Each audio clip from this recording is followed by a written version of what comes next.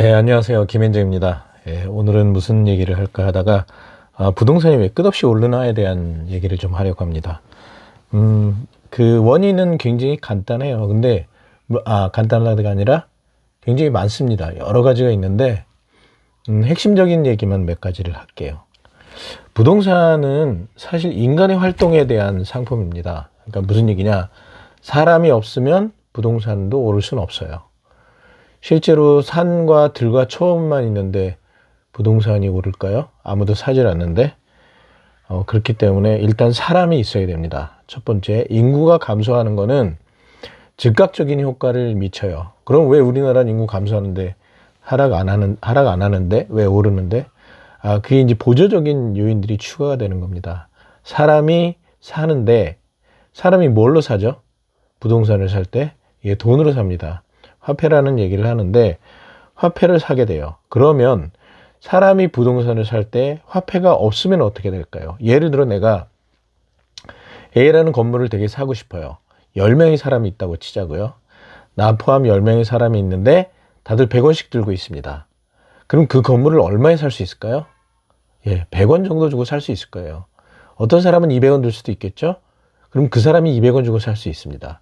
어떤 사람이 1000원을 들고 있다고 치자고요. 그러면 그 건물은 결국엔 1000원의 거래가 되는 거예요. 무슨 얘기냐? 사람이 사는데 무엇로 사냐? 돈으로 산다. 돈의 양이 중요하다는 얘기죠. 그러니까 이게 복합적인 요소가 굉장히 관여를 하게 됩니다.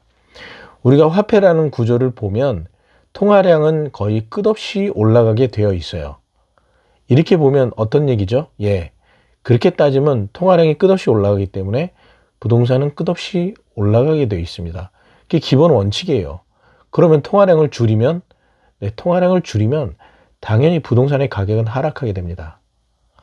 이상하다. 통화량 긴축을 했었는데 맞아요. 2022년도에 여러분 한번 그 부동산이 갑자기 하락하는 걸 보신 적이 있을 거예요. 그때 주변 환경이 어떻게 됐죠? 금리가 급격히 올라가는 형태였습니다. 0.5%에서 3.5%까지 올랐죠. 3%나 올랐네. 어떤 사람은 애매할 수 있는데요. 3.5%가 기준금리가 올라가면 대출금리는 6%, 5% 이상 적용을 하게 됩니다. 무슨 얘기냐? 6% 정도 넘어가면 감당을 못한다라는 얘기예요. 그래서 그때 부동산이 하락했다는 겁니다. 왜 금리하고 관계가 있죠? 예전에는 아까 부동산을 살 때 뭐라 그랬죠? 사람이 사야 되고 돈이 있어야 된다고 그랬죠. 그중에 돈이 가장 많은 사람이 그 부동산을 산다고 말씀을 드렸죠. 이 말입니다. 소득이 매우 중요했어요. 예전에 여러분들 부모님들 소득이 월 50만 원, 30만 원이었다고 들어본 적 있으신가요? 맞습니다. 그때 부동산 가격이 얼마였죠? 아파트가 1억 정도 됐고요. 1980년도엔 어떤 분이 2,500만 원 주고 반포 아파트를 샀다고 한 적도 있습니다. 그전에는 연탄을 떼는 아파트도 있었어요. 무슨 얘기냐? 여러 가지 요인들이 굉장히 많이 복합적으로 작용한다는 얘기입니다. 첫 번째, 인구. 두 번째, 돈의 양.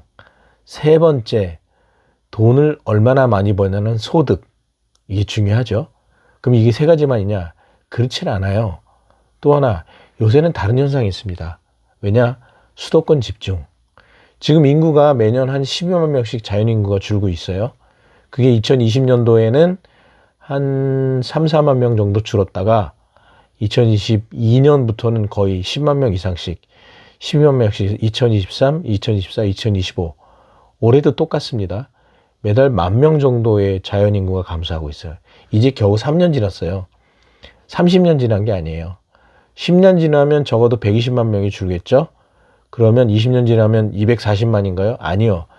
사망자가 더 많이 늘어나고 예전에 태어나셨던 분이 많기 때문에 출생자가 더 줄어들면 매년 한 20만, 30만, 40만, 예상은 50만까지 늘어날 거라고 생각을 해요.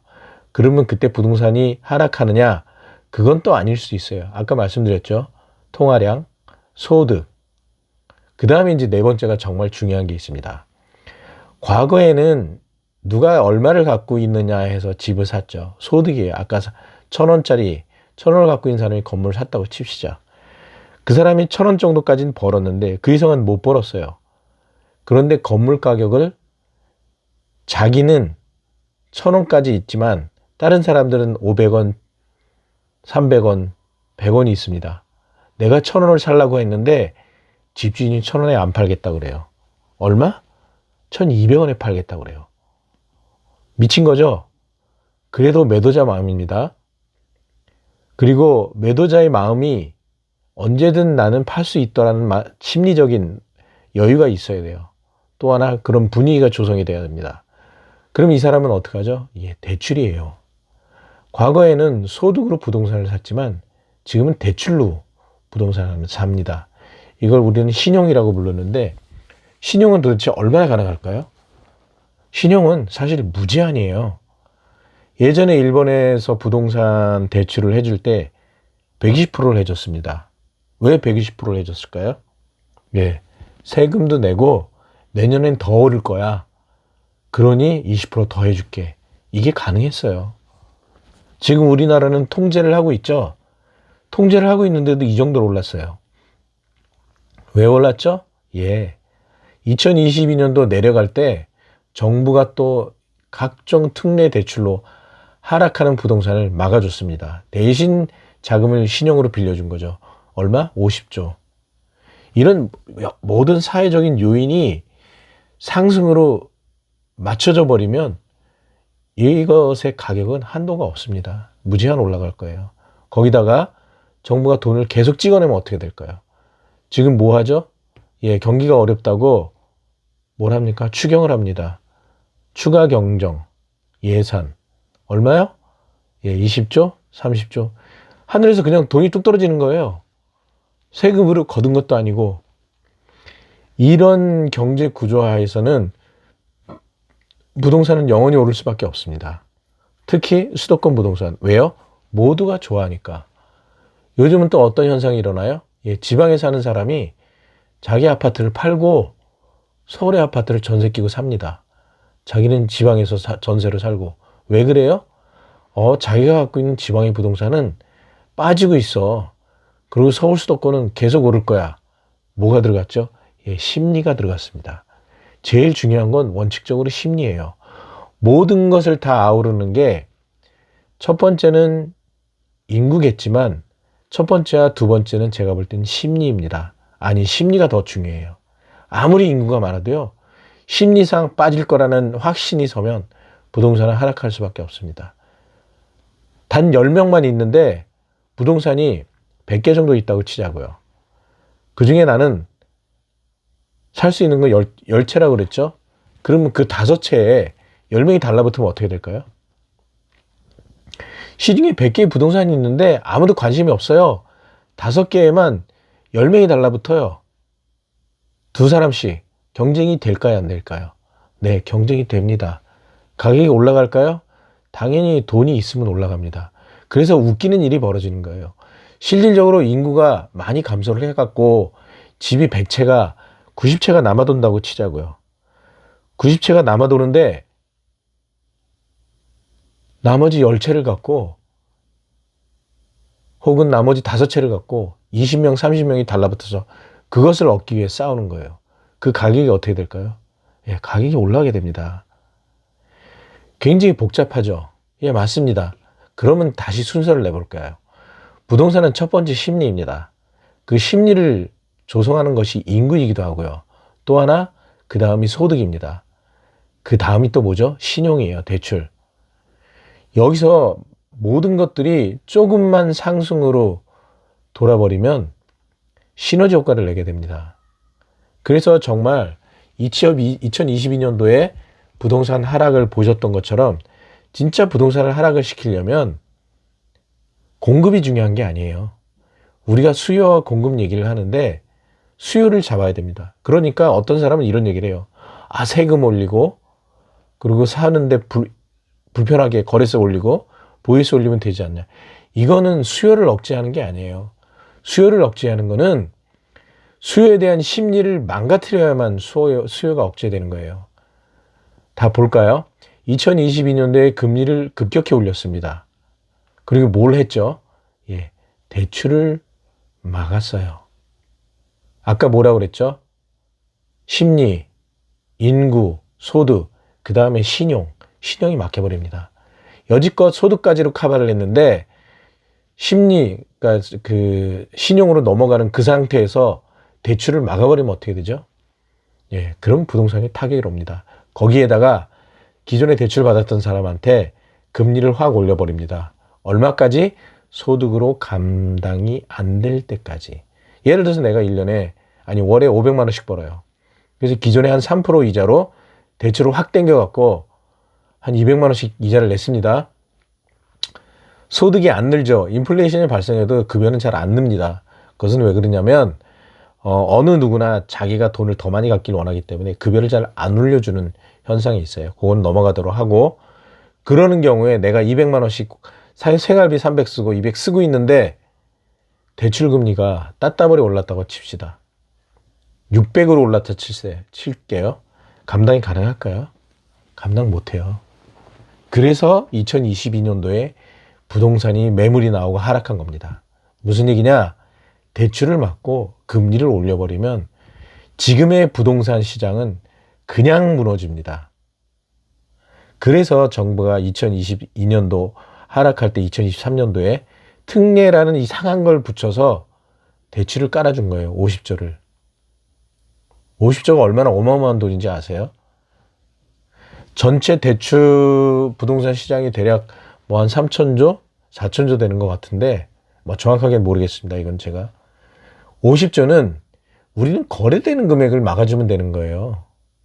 그래서 정부가 막은 거예요. 결론은 지금의 부동산 시장은 정부의 작품입니다. 너무나 잘 알고 있어요, 이 사람들은. 그래서 부동산은 원칙적으로 정부가 조절하는 시장이 맞고요. 정부가 원하는 대로 바꿀 수 있습니다. 그런데 우선 중요한 건 심리, 인구, 그 다음에 소득, 그 다음에 신용, 그 다음에 또 뭐가 있을까요? 네, 신용으로 대출을 막 해줘요. 그 다음에 또 필요한 게 아까 말했죠. 금리라고. 그래서 지금 한국은행에서는 금리를 낮추려고 저러는 거예요. 왜 3.5, 미국 별로 안 낮췄는데 자꾸 낮추려고 저러죠? 대출이 너무 많으니까. 소득으로도 커버가 안 됐죠? 그래서 대출이 많으니까 안 된 거예요. 그러니까 정부가 요번에 또 뭘 떠들었죠?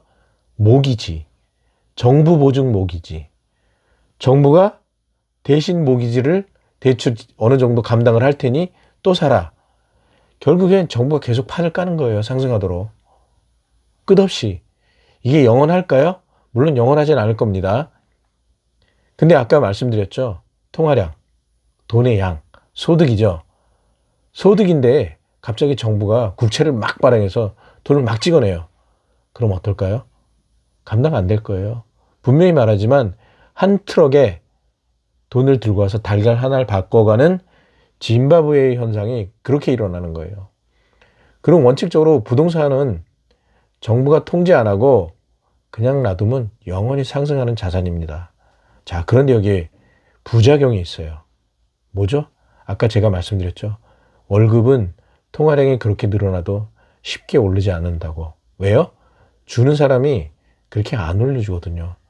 정부에서 소득주도 성장이라는 이상한 기본소득 성장하는 것을 얘기를 했는데 그것 때문에 역으로 어떻게 됐죠? 자영업들 다 망했잖아요. 기본소득은 경제가 활성화되고 돈이 많아지면 넘쳐서 흘러가도록 하는 게 맞아요. 많이 벌었다고 그걸 뺏어서 하는 것이 아니고. 예, 하여튼 이런 상황이 됩니다. 그럼 이제 여러분들이 돈을 벌면은 돈은 무조건 부동산으로 가게 되는데 아까 부작용이 나타난다고 그랬죠? 급여는 안 오르는데 시중에 통화량이 많아서 자산 가격이 그렇게 끝없이 올라가면 일반인들이 무슨 생각을 할까요? 네, 결혼 안 합니다. 출산도 거부하고요. 그럼 누가 결혼하고 출산하죠? 네, 소득이 커버가 되거나 소득이 안 돼도 부모님이 계속 지원을 해주거나 누구요? 부모님 찬스 그리고 할아버지 찬스. 그게 안 되는 사람은 혼자 살다 가야 돼요. 네, 인구가 감소합니다. 추세적으로. 이거는 반드시 일어나는 현상이에요. 그럼 정부가 가만 놔둘까요? 그렇지 않습니다. 뭘 하죠? 인구가 감소하는 건 여러 가지 뭐 SNS 때문에도 있고 뭐 있지만 진짜 중요한 건 인간은 본능적으로 결혼을 하길 원하고 자손을 놔두기를 원합니다. 그런데 그게 막혀버리면 스스로 위험성을 느끼면 그걸 끊어버립니다. 그러니까 생활하기 힘들기 때문에 결혼과 출산을 안 하는 거예요. 달리 안 하는 게 아니에요. 그런데 정부는 그거를 알고 있으면서도 무슨 대책을 하느냐? 인구를 인위적으로 늘릴 대책을 해요. 일본도 그렇죠. 미국도 그래요. 어느 나라나 거의 비슷해요. 왜? 통치하는 사람들은 자기네들은 좋은 곳에 살고 좋은 소득이 있으면서 살지만 나머지 분들은 가난하게 살든 그 중요한 게 아닙니다. 그러면 뭐예요?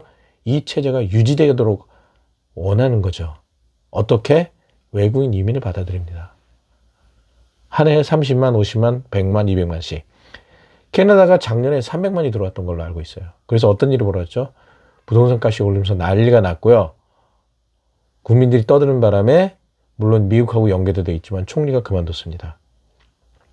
결론적으로 말씀드리면 부동산은 원칙적으로 기본적으로 심리가 좌우하지만 그 심리의 기본 바탕엔 늘어나는 인구, 늘어나는 소득. 자, 여기서 지금 다시 제가 말씀드릴게요. 심리를 놔두고 인구는 지금 감소하고 있다고 그랬죠. 그럼 플러스 요인이 아닙니다. 소득 어때요? 안 오르고 있어요. 플러스 요인이 아닙니다. 그럼 뭐였죠?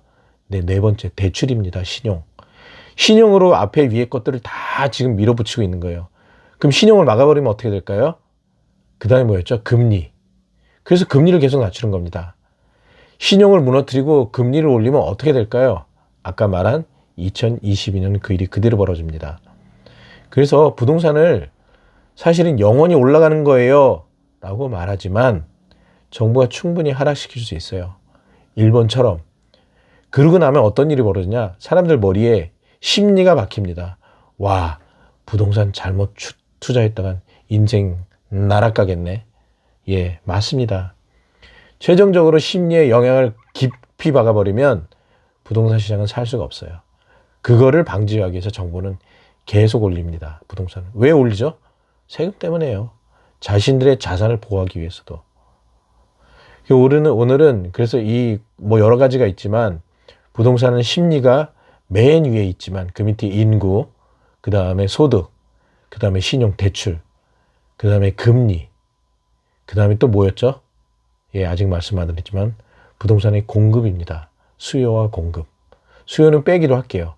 공급을 많이 하면 할수록 가격이 하락하고 공급이 적으면 적을수록 가격이 오르게 됩니다. 그 다음에 또 뭐 있죠? 수도권 집중. 지금 전 세계적으로 선진국이 될수록 핵심지로 이동하려는 요청을 보여요. 왜 그러냐? 일자리 때문이죠. 왜냐하면 예전에 제조업부터 발전해갖고 서비스 산업으로 갈 경우에는 제조업은 다른 나라로 넘어갑니다. 그러면 예전에 발달했던 제조업에 있던 지역의 부동산 가격은 하락하게 되고요. 반대로 서비스업 쪽으로 넘어가게 됩니다. 그게 어디냐? 수도권이에요. 대부분 수도권. 이 다음에 어떤 현상이 벌어질지 모르지만 다만 예측을 하자면 인구는 추세적으로 계속 감소할 겁니다.